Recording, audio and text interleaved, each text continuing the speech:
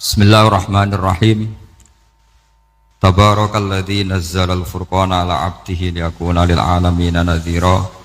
Allahumma shalli wa sallim ala sayyidina Maulana Muhammadin wa ala alihi wa sahbihi asma'in nama ba'du. Yang sangat kula hormati keluarga besar Raden Asnawi sedanten mawon, mulai Gus Hafid bin Ni'am bin Zuhri bin Raden Asnawi sedanten keluarga santri. Niki kudanan nggih niati dudusan nonton mawon. Terus riyen wonten cerita udan niku rahmat. Jadi nak sampean melayu saking udan berarti melayu saking napa? Rahmat. Terus niki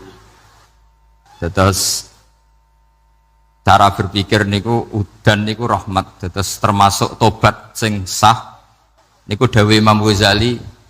Konadus nganggo banyu udan sing ceblok langsung. Mergo nak liwat kenteng kadang kentenge iku hasil sumbangan proposal.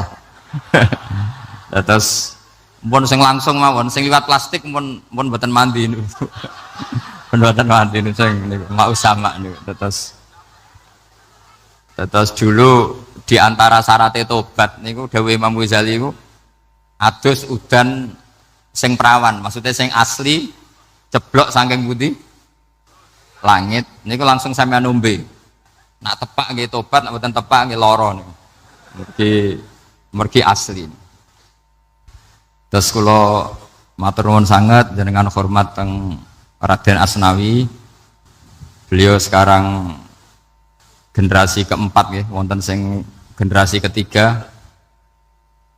Nasab kula kepanggih Raden Asnawi teng Asnawi sepuh. Terus Raden Asnawi gadah bah namine Abdullah Husnen, terus Ibu Ayu Sofiyah niku binti Asnawi sepuh. Kula buyut kula kandung damaran niku Hafsah binti Maksum bin Soleh bin Asnawi sepuh. Kenapa saya cerita zuriyah? Terus satu peradaban. Gini bahasa Indonesia mohon nggih. Sane gaul. Satu peradaban itu yang bisa bangun itu Dzurriyah itu komunitas gen. Meskipun nanti komunitas gen itu bisa disadap atau dibajak oleh orang-orang yang tidak gen. Jadi agak ilegal tapi itu sah. Karena sampean bisa misalnya kalah nasab sama saya, misalnya bilang nanti ketemu di Nabi Adam saja Gus gitu. Nanti pasti kita ketemu di siapa? Nabi Adam. Terus kedua, kekalahan nasab itu udah abadi karena nanti setelah jenengan ditanya di kuburan, bapak kamu siapa? Itu disuruh jawab Nabi siapa? Ibrahim.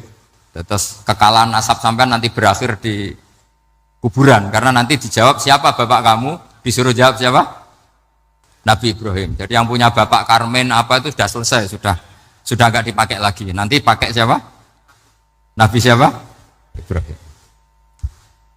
Nah, kenapa saya cerita bahwa nasab gen itu akan disatukan oleh satu visi ilmiah yang objektif.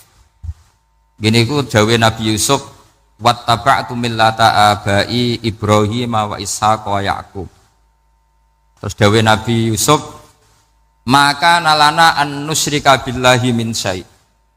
Jadi saya ngikuti leluhur saya. Ini dengerin ya, saya ngikuti leluhur saya, yaitu Nabi Yakub bin Ishak bin Ibrahim. Leluhur saya itu siapa? Maka nalana an nusyrika billahi min syai', yaitu keluarga besar yang tidak pernah melakukan kemusyrikan. Ya, keluarga besar kami punya tradisi tidak pernah melakukan kemusyrikan. Dan bahkan itu dibahasakan tidak mungkin kita ini melakukan kemusyrikan. Maka nalana itu kira-kira kalau bahasa Indonesia itu kita ini tidak mungkin melakukan kemusyrikan.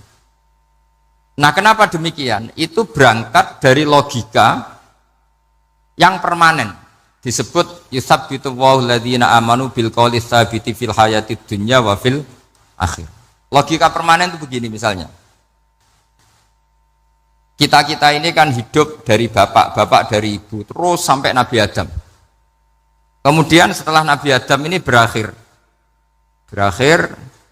kemudian kita mau tidak mau berpikir Nabi Adam itu siapa?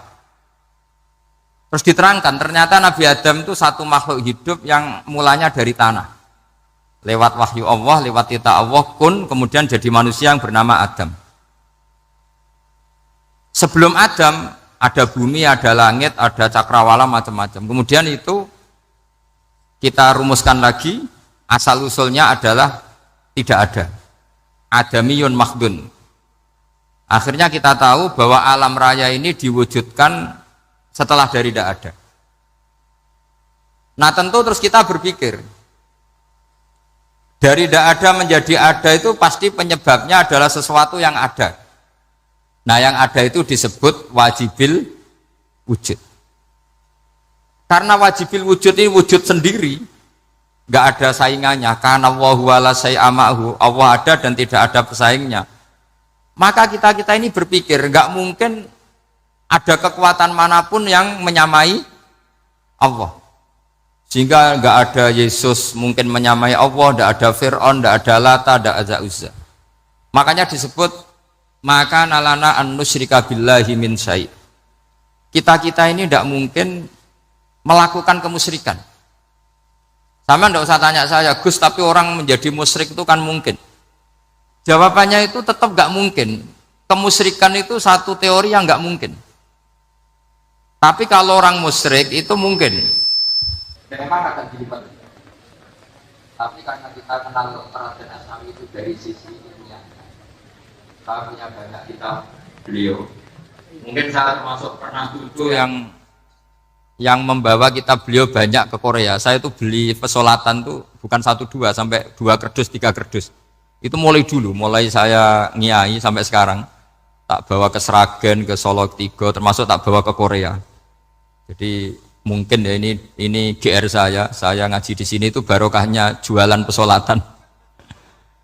Tapi bukan jualan yang cari laba enggak, karena tak gratiskan, tapi itu dagang akhirat lah kira-kira gitu. Jadi kalau saya masuk neraka kita era pantas bakul pesolatan kok masuk neraka gitu. Kayak itu enggak pantas itu. Karena saya termasuk orang ya yang cara berpikir itu optimis. Dulu di sini ada orang alim alama namanya Raden Asnawi. Terus kemudian sejarah agak berpolemik, ada mengatakan beliau itu muridnya Syekh Nawawi, ada mengatakan tidak. Apapun itu yang saya yakini adalah beliau ya saling istifadah lah, saling bermanfaat bagi Syekh Nawawi Banten. Saya punya catatan sejarah banyak tentang Raden Asnawi karena guru-guru kita itu akan ketemu di Syekh Nawawi Banten. Yaitu kita tahu misalnya saya ngaji Mbah Mun ngaji Mbah Zubair misalnya ngaji Syekh Fakih Mas Kumambang, ngaji Mbah Mahfud, terus ngaji Sayyid Abi Bakar Sato, terus ngaji Sayyid Zaini Dahlan. Kalau keluarga sini mungkin misalnya Gus Hafid, Mbah Niam, Mbah Zuhri, terus Raden Asnawi. Raden Asnawi kita tahu nikah dari istri mudanya Syekh Nawawi, yaitu Nyai Hamdana. Saya sering diceritani Mbah Mun, terus Nyai Hamdana punya anak yang namanya Zuhriyah dari Syekh Nawawi. Kemudian setelah dinikahi Raden Asnawi punya anak namanya Zuhri, Minan, Niam, terus sampai ke Gus Hafid itu, Hafid bin Niam. Kenapa saya cerita ini? Karena kealiman itu adalah sesuatu yang dibanggakan Allah. Imam Amudi itu ulama ahli matematika. Jadi ada ulama itu ahli matematika. Dia nggak pernah ngajarkan pesolatan, zakat, sholat, tapi dia ngajar matematika. Kemudian dari matematika itu beliau menjadi ahli tauhid. Sehingga nanti Mungkar Nakir itu nggak akan tanya dia marabbuka wa manabuka, karena dia punya rencana. Yang ngajar tauhid itu saya. Jadi kalau dia malaikat akan marabbuka, pangeran kamu itu siapa? Malaikat malah dilawan. Kamu pernah ngajar tauhid? Saya ini guru tauhid. Singkat cerita, saking keramatnya Imam Amudi, kata Allah, ya Amudi, presentasikan ilmu tauhid yang lewat jalur matematika ke semua malaikat saya. Semua malaikat saya tahu cara berpikir matematis. Karena malaikat itu imannya itu iman mauhibah, karena dia malaikat, ya iman karena tahu neraka, tahu surga, terus dia iman. Kalau kita enggak, kita iman tuh pakai logika, jadi lebih keren. Loh betul. Malaikat itu ketika bangga, ya Allah, apa ada orang yang imannya di atas kita? Jawabnya Allah ada. Siapa? Ya orang-orang kudus, kata Allah. Kira-kira gitu. Kenapa? Ya betul. Karena kamu iman saya itu wajar, kamu tahu saya. Tapi mereka nggak tahu saya tapi iman. Kenapa bisa iman ya Allah? Karena mereka punya logika, punya akal. Akhirnya Imam Amudi disuruh sama Allah presentasikan logika tauhid kamu lewat jalur matematika. Malaikat disuruh dengerin semua, isma'u ya malaikati, ini mimpinya wali. Terus Imam Amudi mulai mengajarkan nisbatul isnaini ilal wahid wa nisbatus salasa wal arba'ah ila ma la nihayatalah niku binisbatin wahidah, yaitu far'un minal asli wa huwa al wahid. Mbok angka sebanyak apapun 2, 3, 4 sampai 1 miliar itu nisbatnya ke angka 1 adalah nisbatul far'i ilal asli. Semuanya berasal dari satu. Maka hadhil awalim atau hadal alam ila ma la nihayatalahu, tetap semuanya ini cabang dari satu, yaitu wujud dari satu, yaitu Allah Subhanahu wa ta'ala.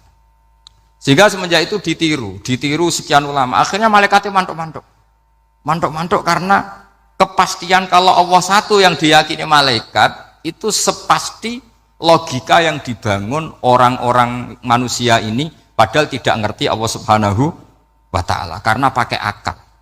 Sehingga di pondok itu orang harus ngerti mantek. Orang mantek itu ilmu yang jelimet tapi menyenangkan.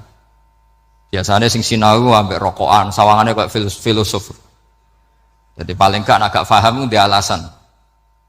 Penting nikmati rokok, tak pikir nikmati pemikirannya, ternyata nikmati rokok. Kayak kemarin saya datang ke resepsinya Gus Agil, saya itu tertawa terus karena dengerin Habib Mutahar. Saya membaca bahayanya rokok, setelah tahu bahayanya saya berhenti membaca. Tak pikir itu kan setelah tahu bahayanya saya berhenti merokok, ternyata enggak, saya baca bahayanya apa? Merokok. Setelah saya baca maka saya berhenti membaca gitu. Bukan berhenti merokok. Itu ilmu kelas tinggi seperti itu harus mantap. Pernah beliau ditegur dokter, "Beb, kalau rokok terus nanti mati." Tenang saja, saya masih bawa korek.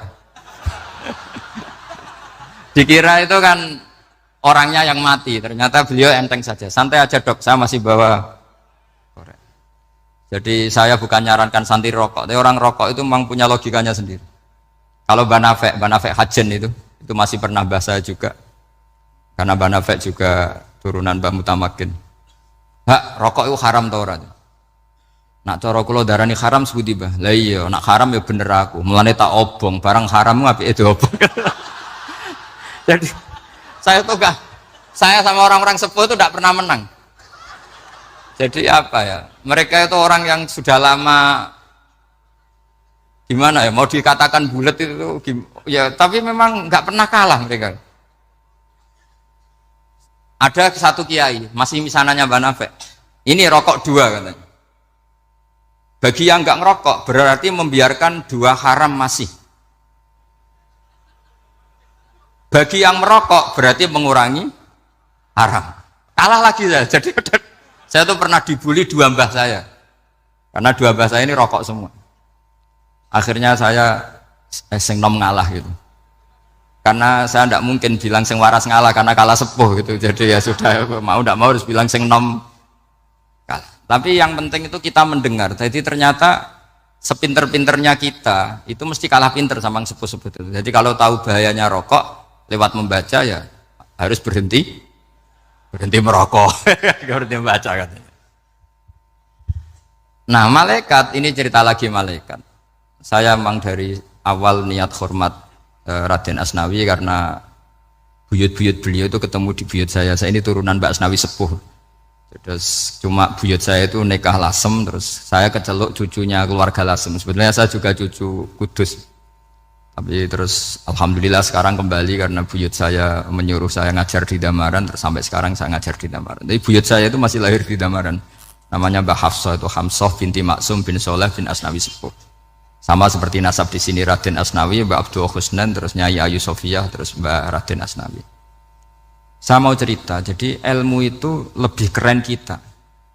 Sehingga Rasulullah SAW pernah ngendikan, Saya ini rindu sekali li ikhwani, kata Nabi itu ikhwan.